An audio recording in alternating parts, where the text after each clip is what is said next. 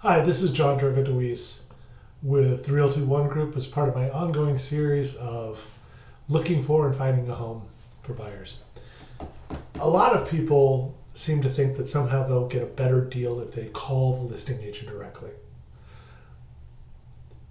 And the simple truth is that you won't.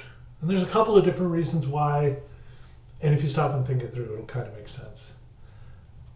That is called dual agency. It's kind of a paradox or a contradiction. Basically, it means that a single person is acting as the agent for the buyer and the seller.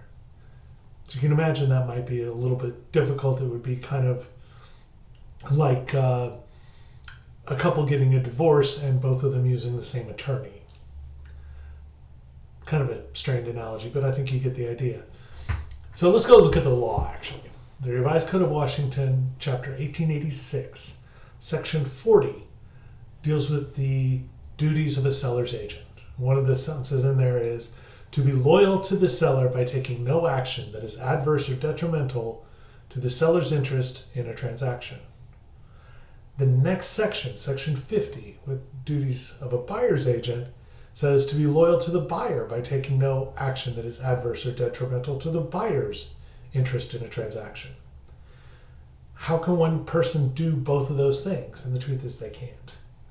So let's take a simple scenario. Let's say you go directly to a listing agent and say, I know the place is listed for $200, but I want to offer $180. What do you think?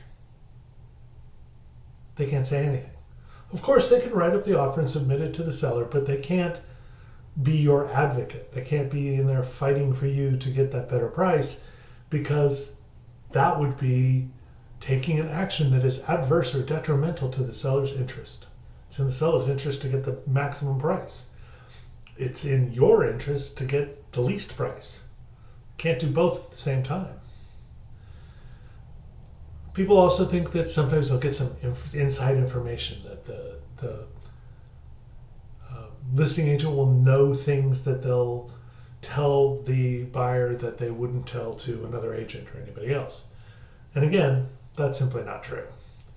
In those same chapters dealing with the duties of a buyer's agent and duties of a seller's agent, they both have a clause in there that says not to disclose any confidential information from or about the seller or buyer except under subpoena or court order.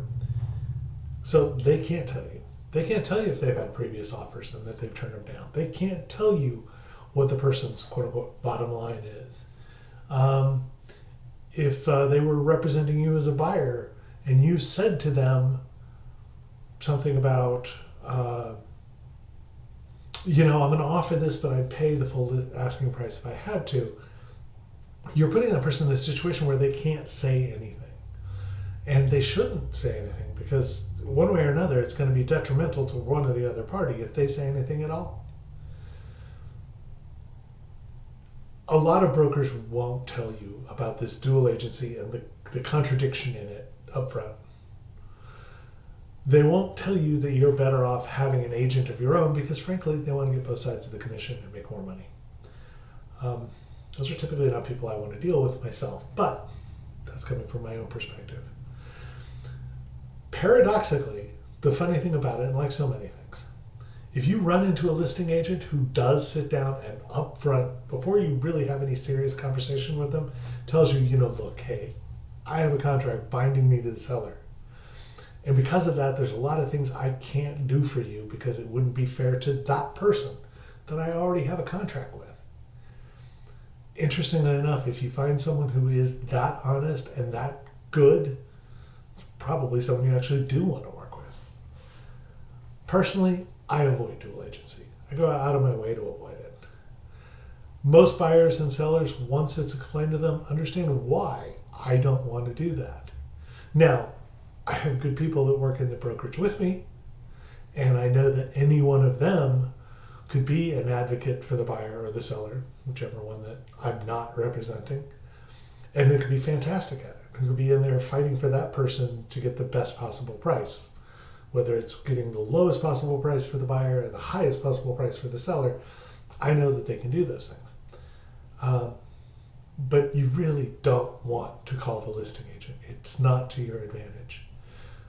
I can't tell you the number of times that I've talked to people after they had gone to the listing agent and they ended up paying the full price for the property. They got no concessions on closing costs. They had no one fighting for them when it came time for repairs, so they didn't get any of that stuff. And when I talked to them about it, they realized, man, I made a mistake. I should have come to you and had you be in there fighting for me as a buyer's agent. And I would say that to anybody. It's just the best way to go, is for you to have someone as your advocate on your side, and the seller to have someone else as their advocate on their side. If any of this doesn't make any sense, get in touch with me. I'll try to explain it a little better. It's not an easy topic. But if there's anything I can do, just let me know.